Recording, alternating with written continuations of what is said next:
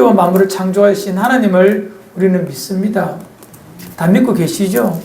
그분이 창조의 아침에, 창조의 날에 지구가 좌에서 우로 돌도록, 그래서 사람 눈에는 해가 동에서 떠 서쪽으로 지는 것처럼 보이도록 하나님 그렇게 만드셨어요. 우리는 그것이 당연한 것처럼 여깁니다. 맞습니다. 당연합니다. 이 인류가 이 모든 것이 만들어지고 난 다음부터 한 번도 변함없이 그렇게 운행되어 오도록 하나님은 이 모든 것을 창조하셨고 또 운행하시고 통치하시고 보존하십니다. 그래서 누가 하나님께서 만드신 정하신 이것을 왜라고 질문하는 것은 참 이상한 행동처럼 보이기도 합니다. 물론 깊이 연구해 보면 참 신묘막측한 것들이 많습니다.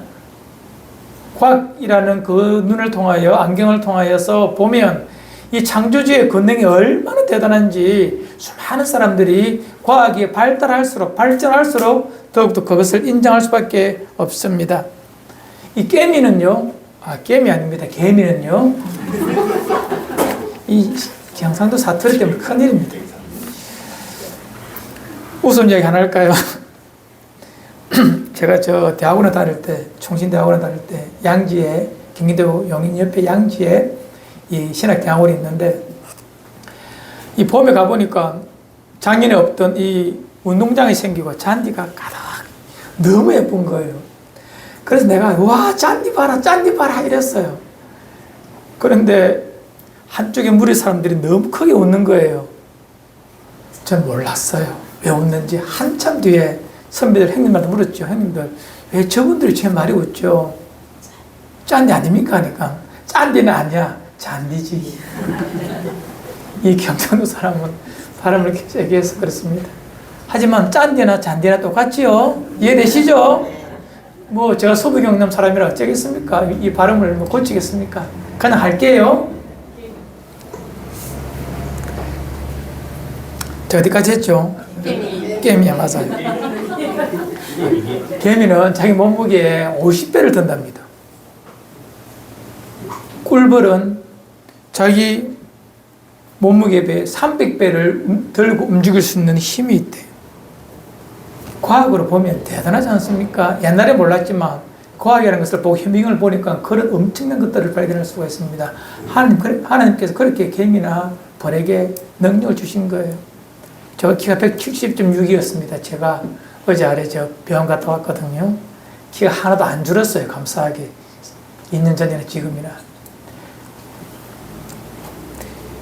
그런데 제 몸속에는요, 이 모세혈관 다 치면 길이가, 내 혈관의 길이가 12만 9,600km입니다. 제 몸속에 있는 모든 아주 작은 혈관까지 다 파면요. 엄청난 길입니다. 키가 170cm밖에 안 되는데 몸에 있는 혈관의 모든 길이를 다 재보니까 12만 9,600m가 아니라 킬로미터입니다. 지구를 3바퀴나 돕니다. 그것이 인간의 몸속에 있어요. 이 과학의 눈을 보면 창조주께서 만드신 인생, 피조물의 그 신묘막측한 것 너무 대단합니다. 하나님께서 천지와 만물을 창조하신 것을 믿는다면, 그 위대하심을 믿는다면, 그래서 저 해와 달과 모든 천체를 만드신 그 크신 하나님도 있고, 저 같은 인생에게 만드신 이 혈관의 모습도 있고, 개미나 벌에게 만드신 그런 엄청난 힘도 창조주의 능력을 통하여 다 우리는 볼 수 있고 알 수가 있습니다. 그분께서 그렇게 만드셨기 때문에 그렇게 존재하는 것입니다. 그 존재에 대해서 의심하는 사람은 아무도 없어요. 그렇다면 하나님께서 이 말씀이라는 성경을 통하여서 하나님께서 이 세상을 통치하는 방법을 하나님은 만들어 두셨습니다. 결정하셨습니다. 더욱이 인간의 죄로 말미암아 죽게 된 이 피조 세계를 구원하는 방법을 창조주께서, 절대자께서, 영원하신 그분께서 만드셨으면 그것은 진리입니다. 법입니다. 피조물인 인간이 왜 그렇게 하셨습니까? 라고 반문하는 것은 너무나 어리석은 질문입니다. 해가 동에서 또 서로 지는 것이 너무나 당연한 것처럼, 그분의 창조 질서 속에 있는 것처럼, 그분이 만드신 구원의 길, 인간이 죄로 말미암아 죽을 수밖에 없는 인간에게 만드신 구원의 길을 당신의 방법대로 정하시고 만드신 것이 당연한 것입니다. 인생은 피조물은 거기에 순종하고 따를 뿐이고 믿을 뿐이지 왜라고 반문하는 것은 지극히 어리석은 것입니다. 지나가는 사람한테 왜 해가 동에서 떠요라고 물으면 나를 어떻게 보겠습니까? 저 사람 병원 가야 되나 이렇게 하지 않겠어요. 당연한 것처럼, 창조주가 그렇게 만드신 것처럼 인생을 구원하는 방법도 하나님께서 당신의 뜻 가운데에 만드신 거예요. 인류 구원을 위하여 한 사람을 먼저 택하십니다. 아브라함이라는 사람을 택해요. 그 인간 아브라함을 통하여서 이스라엘의 민족을 만드시고, 그 이스라엘 민족을 통하여서 하나님은 메시아 그리스도를 보내시고 그분을 통하여 이 피조 세계를 구원하시겠다라고 하나님께서, 절대자께서, 창조주께서 결정하셨으면 그것이 진리고 법이고 규칙입니다. 다른 이의를 제기할 수가 없습니다. 그것을 계시해 주신 것, 보여주신 것이 바로 이 우리가 알고 있는 성경책입니다. 성경책을 통하여 당신의 구원의 방법을 우리에게 말씀하여 주시고 보여주셨습니다.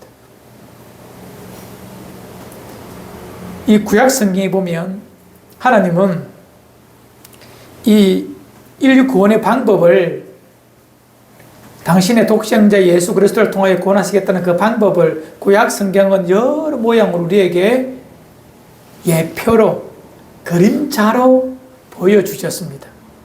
진짜는 한참 뒤에, 오늘 함께 나누실 이 출애굽 12장에 나오는 말씀에 비하면 약 1500년 뒤에 이루어내실 당신의 구원의 방법을 1500년 전에 하나의 사건을 통하여서 하나님 이렇게 하나님의 방법으로 인생을 구원하시겠다라고 예표로, 그림자로 보여주신 거예요. 그림자란 말은 실체가 있잖아요. 실체는 1500년 뒤에 나타납니다. 하지만 1500년 전에 하나님은 모든 그 시대에 사는 모든 자들에게 하나님의 구원의 방법을 보여주셨습니다. 또 신학적 수로를 가지고 쓰면 앞부분에 좁은 의미에서의 역사 속에서는 하나님께서 그 백성을 구원하는 구원의 모습이지만, 그래서 그것은 그림자고 예표고 실체는 뒤에 나오는 예수님의 십자가를 통한 하나님의 독생자의 죽음을 통한 구원을 우리에게 알게 하신 것입니다. 1500년 전에 하나의 사건이 있습니다. 출애굽기 12장에 나오는 말씀에 근거합니다. 하나님의 택한 구원의 백성들인 이 이스라엘 백성이 애굽, 지금의 이집트입니다. 이집트에 가서 살게 됩니다. 큰 민족이 되었습니다. 하나님은 그 백성을 구원하셔서 약속의 땅으로 보내셔서 그곳에서 하나님의 구원의 역사를 이루어가시길 원하셨습니다. 그 구원의 역사를 이루어가기 위해서 하나님은 하나의 역사를, 하나님의 살아계심의 구원의 방법을 보여주십니다. 그것은 그 시대, 좁은 의미에서의 사건을 보면 그 시대에 보여주신 하나님의 구원의 방법이지만, 한참 지나고 난 다음에 빅피처, 큰 그림에서 보면 하나님은 이렇게 하시려고 이 그림을 그리셨고 이 사건을 행하셨구나라고 알 수가 있어요. 이제 예수님 오시기 1500년 전에 애굽이라는 곳으로 함께 가면 됩니다. 하나님은 그곳에서 하나님의 백성을 구원하시기로 작정하십니다.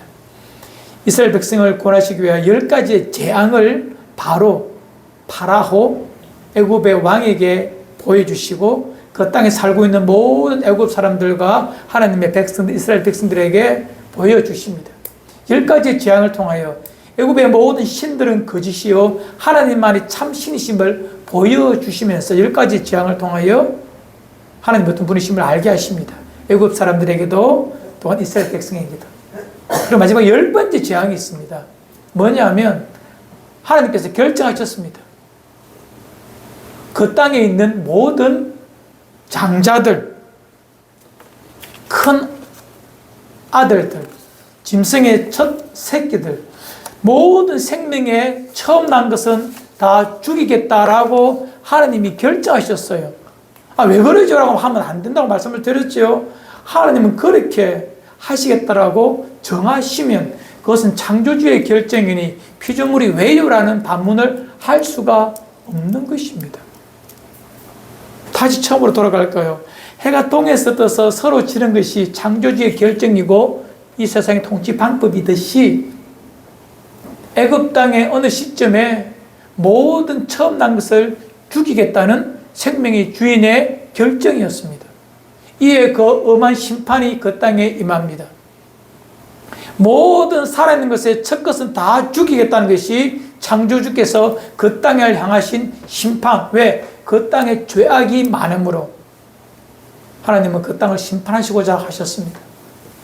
하지만 긍휼의 하나님께서 그 땅을 심판하시기 전에 생명을 살릴 수 있는 생명의 길을 한 가지 만드십니다. 그것이 뭐냐 하니 그가 이스라엘 백성이든 애굽인이든 어떤 제3의 종족이든 상관없이 모세를 통하여 이렇게 말씀하십니다. 너희들이 키우는 양 한 마리가 있다. 어린 양이 있다. 그것을 데리고 와서 그 양을 죽여라.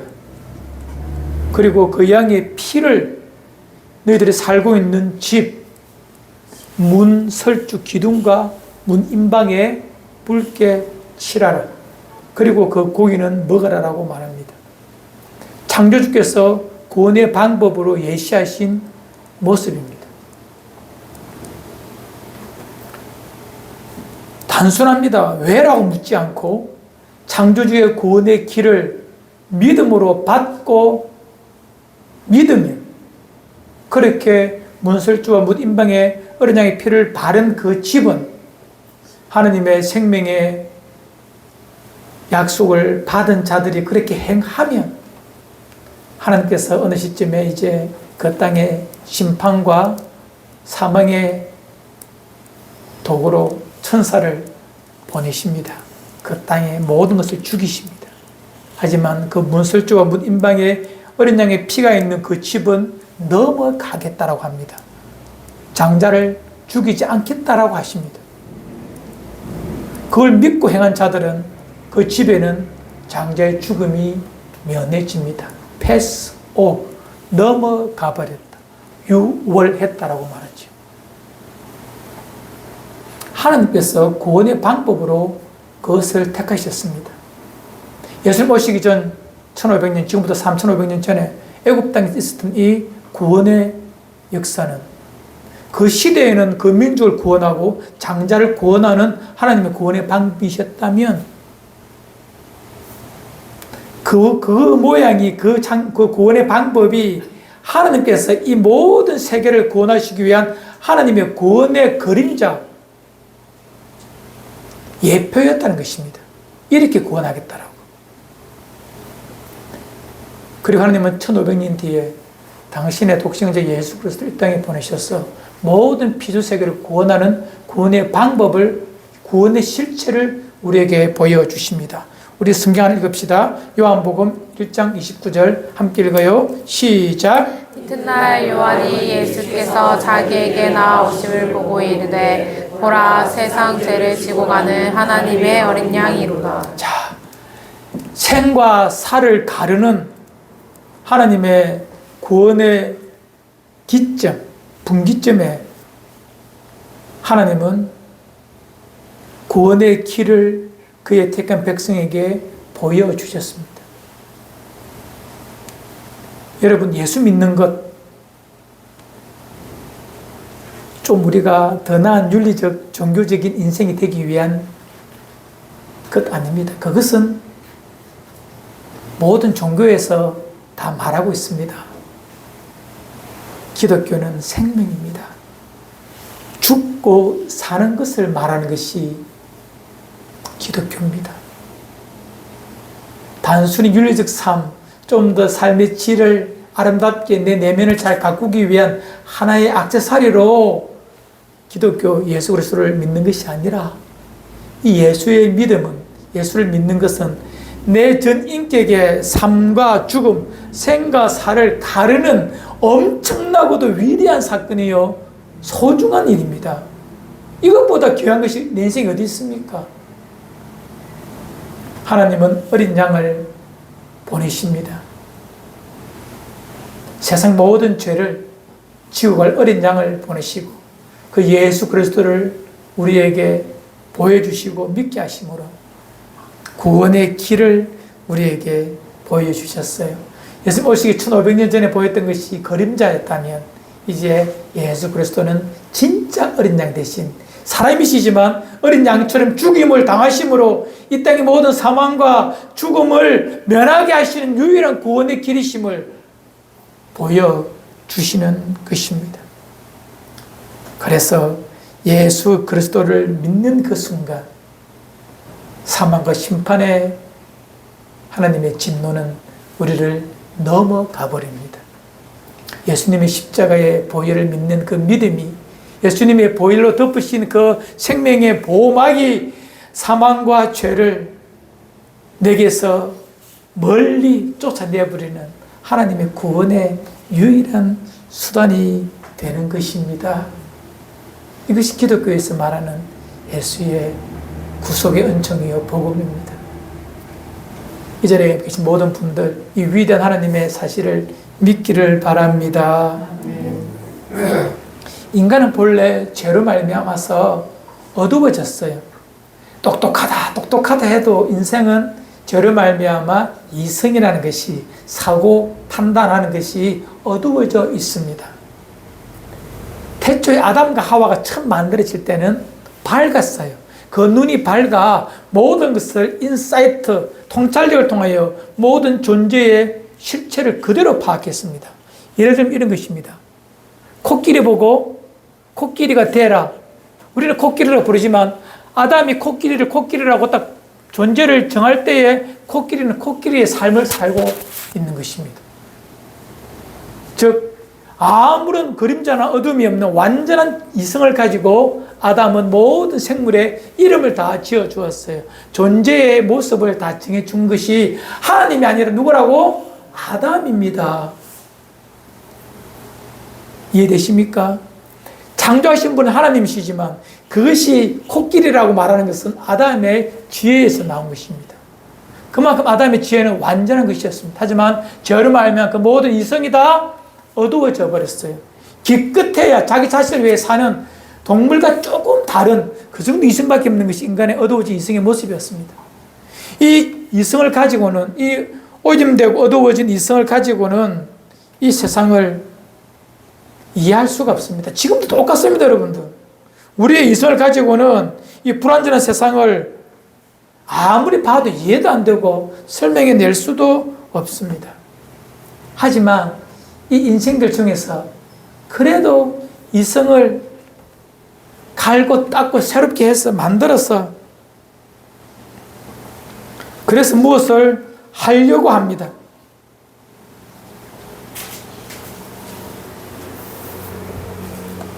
인간이 어두워진 이성을 새롭게 하고 자기 자신을 끊임없이 성찰하고 그래서 가장 아름다운 삶이 윤리적인 삶이고 도덕적인 삶이다 라고 알고 살고 만든 것이 종교요 철학입니다.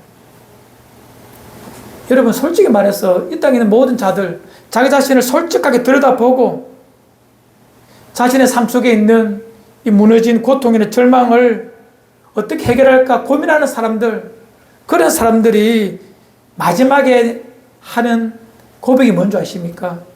우리 같은 평범한 사람들 말고 정말 이 땅에 살면서 인생이 뭔가, 죄가 뭔가, 인생의 고난이 뭔가에 대한 진지한 질문을 자기 생명 전체를 걸고 노력한 자들이 발견한 마지막 고백이 뭘까요? 한 사람 예를 들어죠. 우리나라 사람입니다. 많은 세상의 사람들이 있지만 1993년에 돌아가신 분이십니다.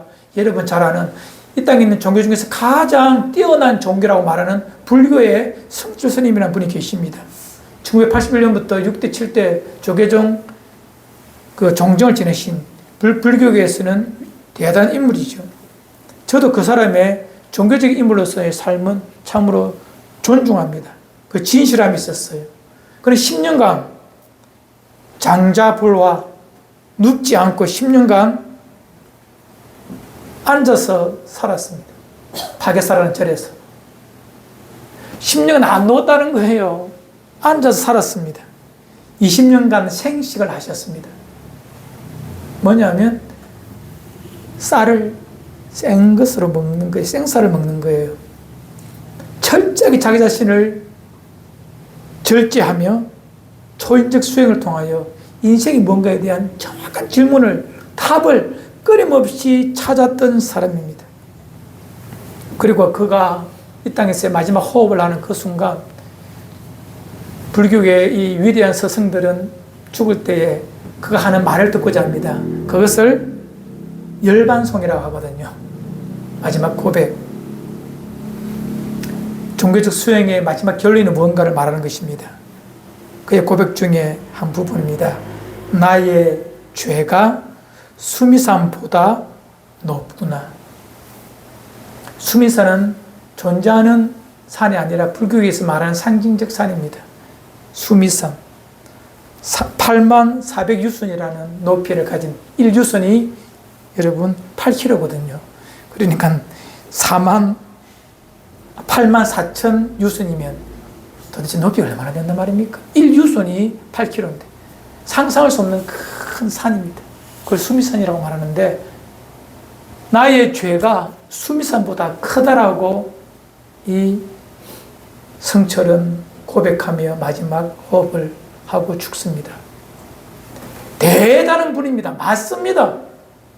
최소한 인간이라면 이 정도는 고백해야 진짜입니다. 인생 살아보니 모든 걸 끊고 인생이 뭔지, 인간이 뭔지, 삶이 뭔지를 물어보니 답이 뭐라? 나는 죄인이구나. 나의 죄가 수미산보다 높구나. 거기까지입니다. 인간이 만들어낸 최고 정점, 인간이 도달할 수 있는 이성의 한계, 인간이 만들 수 있는 종교의 최정점은 바로 이 고백입니다. 이 정도 간 사람이라면 저는 그는 진짜 인생을 인간적인 측면에서는 아름답게 멋지게 산 최고의 인생입니다. 인생이 뭔 줄을 알았어요. 하지만 그 뒤가 없습니다. 마지막 종착역이 나의 죄가 수미산보다 높구나 했습니다.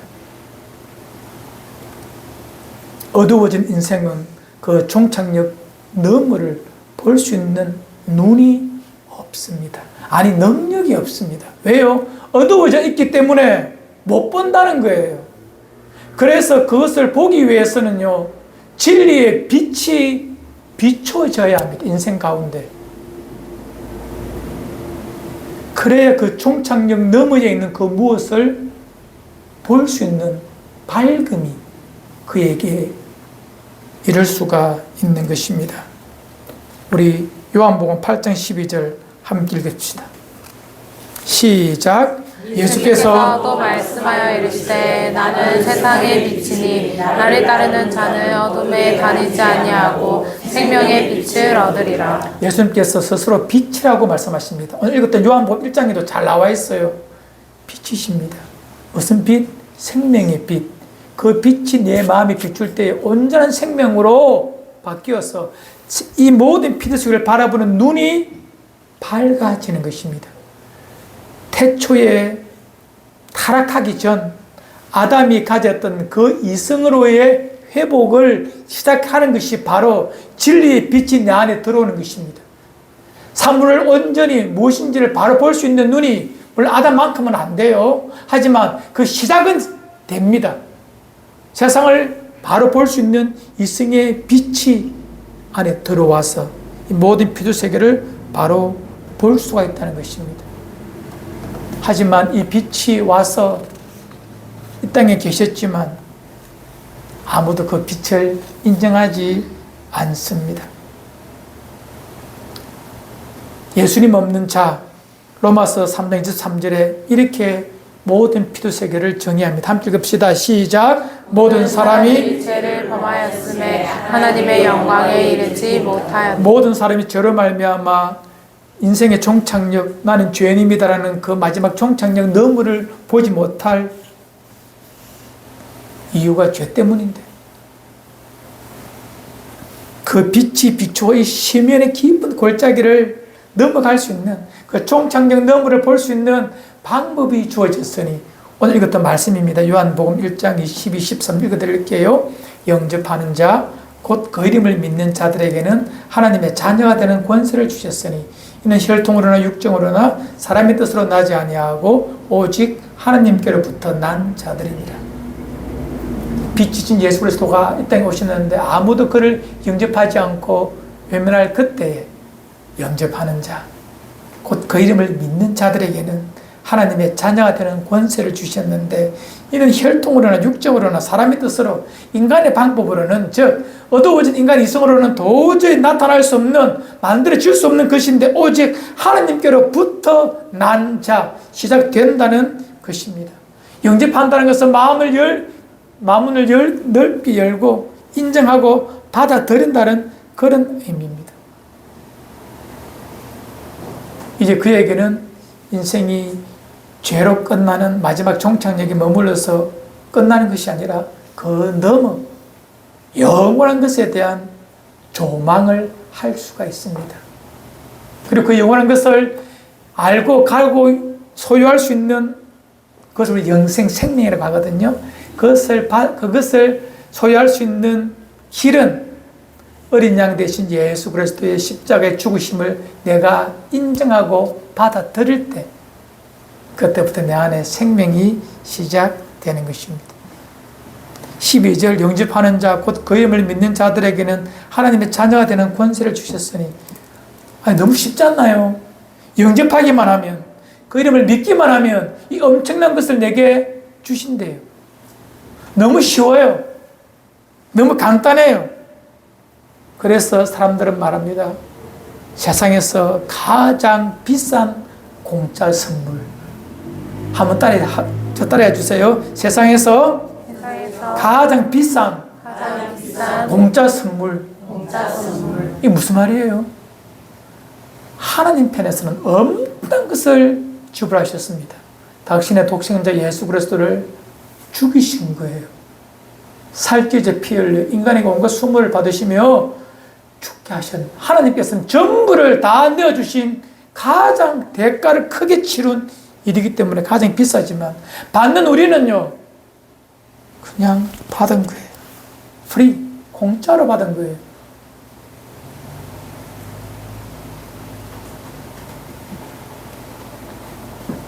영접하면, 받아들이기만 하면 이 위대한 선물을 우리에게 주십니다. 종종 우리 이성으로는 이렇게 묻죠. 그래도 내가 무엇을 해야 내게 주어지는 것이 합당합니다. 내가 노력을 해야 취해야만이 주어지는 것이 정당합니다라고 우리 어두워진 이성은 그렇게 말할 수 있어요. 제가 말씀드렸잖아요. 우리 이성은 어두워져서 안 보인다고.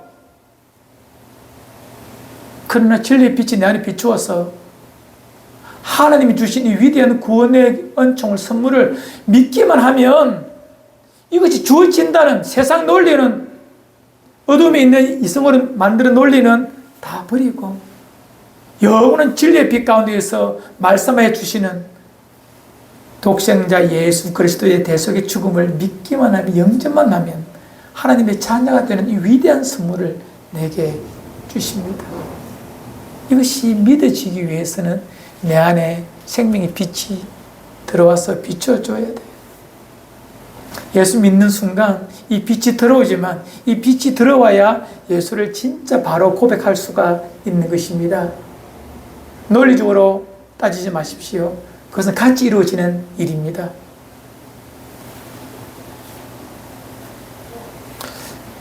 왜 그렇게 하셨을까?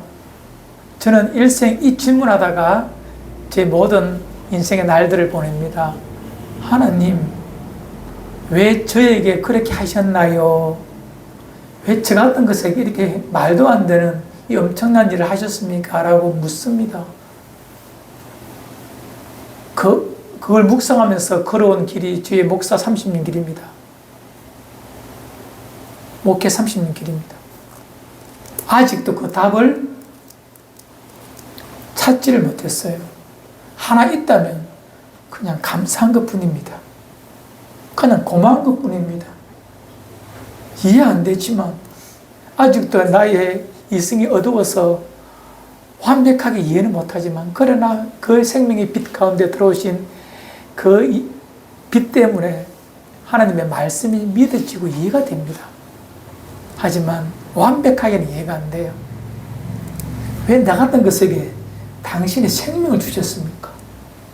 나는 당신이 아무것도 한 것도 없는데 오히려 당신을 모를 때에 예수 믿는 사람 심판하고 바보라고 정죄하고 하나님을 대하여 못된 소리 하며 살았던 나를 향하여 아직 죄인된 나에게 당신의 사랑을 보여주신 그 하나님의 은총 이해할 수가 없는 것입니다. 아마 죽을 때까지 이해 다 못할 것입니다. 할 수 있는 것은 감사합니다. 그 은혜 고맙습니다. 그렇게 사는 것이 그리스도인의 모습입니다. 이제 우리가 그분을 내 마음에 고백하고 믿는 그 삶은 이전과는 다릅니다. 훨씬 아름다운 삶을 살 수가 있습니다. 왜냐하면 그분이 이제 내 인생의 주인이 되어 주셔서 나를 책임져 주시거든요. 진짜입니다, 여러분. 우리 예수 오래 믿으신 분 꼭 기억하십시오. 그분이 책임져 주십니다. 그래서 열심히 뭘 하려고 하지 마십시오. 계획하지 마십시오, 많이. 그냥 그분의 명령의 말씀 따라 하루하루 순종하는 것만 해도 충분합니다. 계획한다고 제대로 됩니까? 내가 주를 위해 산다지만 돌아보니 주를 위해 산 것이 아니라 하나님의 나라에 방해만 되었습니다. 나는 잘하려고 하는데 잘한 것이 아니었어요. 그래서 저는 제 삶의 이제 방법을, 패턴을 바꿀 거예요. 억지로 무엇을 계획해서 만들지 않고 그날 아침에 보여주신 하나님의 뜻과 하나님의 말씀 앞에 그냥 순종하여 따르겠다고, 그냥 종으로 그날 살겠다고. 그것이 훨씬 더 하나님의 나라에 유익하고 더 많은 일을 할 수 있는 방법인 것 같습니다. 그리고 여러분, 하나님의 자녀가 이 땅에서 순종하며 살면서 그냥 수동적으로 사는 것이 아니라 하나님 그 자녀에게 뭘 주셨다고요? 권세를 주셨어요. 우리 한번 읽읍시다. 요한복음 1장 12절 함께 읽어요. 시작. 영접하는 자 곧 그 이름을 믿는 자들에게는 하나님의 자녀가 되는 권세를 주셨으니. 이 권세는 힘입니다. 능력입니다. 아버지께서, 창조주께서 내게 주셨다니까요. 권세를. 이 권세를 누리지 못하고 내 힘으로 살려고 하는 조금은 띨띨한 그리스도인들 많습니다. 창조주가 주신 그 권세로 살려고 해야 되는데 아직까지 하나님 내 아버지께서 창조주이신데 전능자이신데 그분이 주신 권세로 살지 않고 내 계획으로 내 열심으로 살면 물론 살아는 집니다. 하지만 왜 쉬운 아주 편한 하나님의 자녀로서의 권세가 있는데 왜 내 힘으로 살려고 해요? 살아본들 살아집니까? 우리 80 넘으신 아버님들 어머님들 들어보십시오. 살아지던가요? 솔직히 말해서 안 살아지잖아요. 잘. 그렇게 물론 그렇게 살아 우리가 내 열정으로 내 열심으로 살아도 돼요. 하지만 하나님의 권세로 하나님의 자녀의 권세로 살아도 돼요. 나중에 가서 내 인생 마지막 호흡을 하고 내 이마에 찬스를 맺히는 그 순간에 한번 자기 인생을 되돌아보십시오. 서 있는 위치는 비슷하지만 한 사람은 내 힘으로 살았고 한 사람은 하나님의 은혜와 권세 속에 살았습니다. 누가 하나님께서 누구를 기뻐하시겠습니까? 가 있으면 똑같습니다. 내 열정으로 사나 하나님의 권세로 사나 비슷하게 가 있습니다. 하지만 쉽게 사는 법, 이 쉽다는 말은요 대충 사는 것이 아닙니다. 주의 말씀 순종하는 것이 쉬운 건 아닙니다. 하지만 권세를 누리며 사는 것과 내 일심으로 사는 것은 이 땅에서의 필요의 정도가 많이 다릅니다. 삶의 질이 많이 다릅니다. 하루하루의 나의 삶의 퀄리티가 많이 다릅니다. 그 얼굴을 보십시오. 짜증과 눈물과 원망이 있는지, 감사와 기쁨과 소망이 있는지, 그 차이가 얼마나 큰 줄 아십니까, 여러분? 하나님 주신 권세, 성경에서는 수없이 기록하고 있습니다. 첫 번째는 뭐냐? 여러 가지 있지만 가장 중요한 몇 개만 말할게요.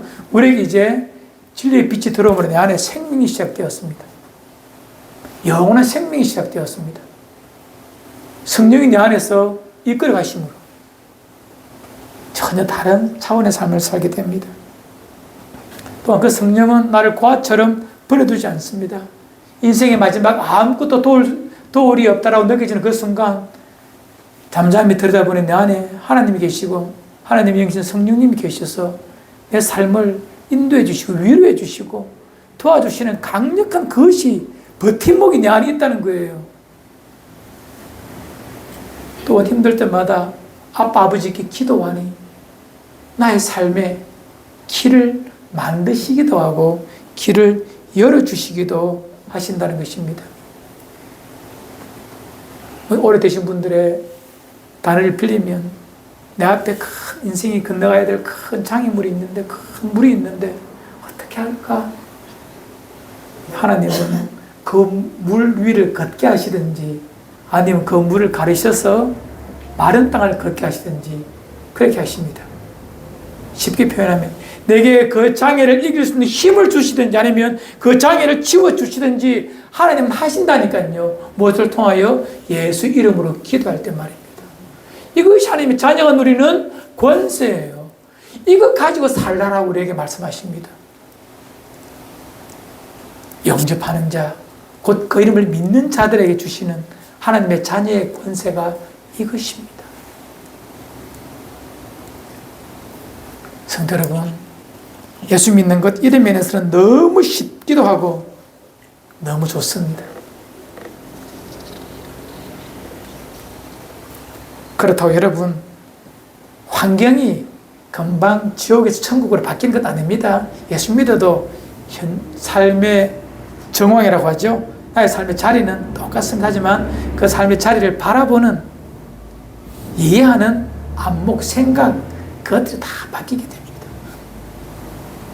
그래서 우리는 이 진리의 빛을, 비춤을 받기 전에 예수 모르고 어둠에 살고 내 노력으로 살던 그때와 지금의 삶의 질은 많이 다릅니다. 아주 다릅니다. 여러분, 세상은 지옥이지만 내 마음은 천국이 될 수가 있습니다. 그것이 예수 믿는 자의 누림이 아니겠습니까? 세상은 힘들고 모질고 아픕니다. 종종 내 마음에 그늘이 지고 그래서 떨리고 울고 싶고 괴롭습니다. 그것이 인생의 모습입니다. 하지만 거기서 새롭게 바꿔낼 수 있는 힘이 있습니다. 내 안에. 말씀을 정리합니다. 교회를 다니고 신앙생활을 한다는 것, 단순히 좀 더 나은 윤리적, 도덕적 인간으로 살고 나의 정서적 위로와 삶의 질을 높이는 도구, 그 정도 아닙니다. 그것은 모든 종교가 주는 유익입니다. 하지만 기독교는 그와는 다릅니다. 기독교에서 이 하나님의 복음이, 생명이 주는 이 길은요, 인생의 생과 사를 가르는 일입니다. 윤리적 삶을, 도덕적 인생을 만드는 것이 아닙니다. 기독교는요. 그것이 없다는 소리 아닙니다. 그 차원을 넘어서 기독교는요, 생명입니다. 생명을 주고 생명이 심판당하는 그 갈림길에서 생명으로 나를 옮겨 놓는 것이 기독교입니다. 예수의 십자가의 구원의 은혜입니다. 그래서 영접하는 것은 생과 사를, 예수 그리스도를 믿는 것은 생과 사를 가르는 일입니다. 대충 이렇게 받아들이는 철학의 관념도 아니에요. 종교적 윤리도 아닙니다. 보네프는 분명히 우리에게 말합니다. 독일 신학자 순교당은 보네프는 기독교는 종교가 아닙니다. 기독교는 생명입니다. 그것이 기독교의 독특성이요 유일성입니다. 여러분, 이제 예수 그리스도께서 우리에게 당신의 생명을 주시면서 우리에게 말합니다. 당신이 빛이기 때문에 그 주님을 믿을 때 빛이 내 안에 비추어지고 내 모든 이성이 새로워져서 예수 그리스도가 나의 구주심을 고백하게 되는 이 위대한 복음 앞에 예수님께서도 참 많은 말씀하셨거든요. 나는 길이요 진리요 생명이니 나로 말미암지 않고는 아버지께로 갈 자가 아무도 없다. 나만 믿어야 된다라고 말합니다. C.S. 루이스는 말하죠. 이렇게 정언하는 예수 그리스도, 그분은 누구인가? C.S. 루이스는 말합니다. 예수는 위인도 아니요 성인도 아니다. 예수는 하나님이시다. 그의 고백에 대하여 우리는 두 가지의 반응이 있습니다. 예수라는 존재의 그 선언에 대해서, 그를 따르는 자들에 대해서 과연 예수는 과대망상증 환자인가? 아니면 내가 엎드려 경배해야 될 하나님이신가? 여러분이 스스로 선택하는 것입니다. 진리의 빛이 비추면 그분이 하나님이신 줄, 나를 위하여 청량할 수 없는 사랑으로 나를 위해 죽어주신 엄청난 사랑 그 자체라는 것을 알게 되고 믿게 될 것입니다. 그래서 여러분은 생과 사의 갈림길에서 생을 택한 탁월한 인생이요, 이 땅에 하나님의 자녀로서 살아가는 권세를 가진 복된 인생입니다. 이것이 여러분과 저에게 주어진 이 땅에서의 최상의 선물입니다. 이거 잘 명심하시고 하나님의 자녀, 그 권세를 누리며 살아가는 모든 지체들 되기를 주의 이름으로 축원을 드립니다.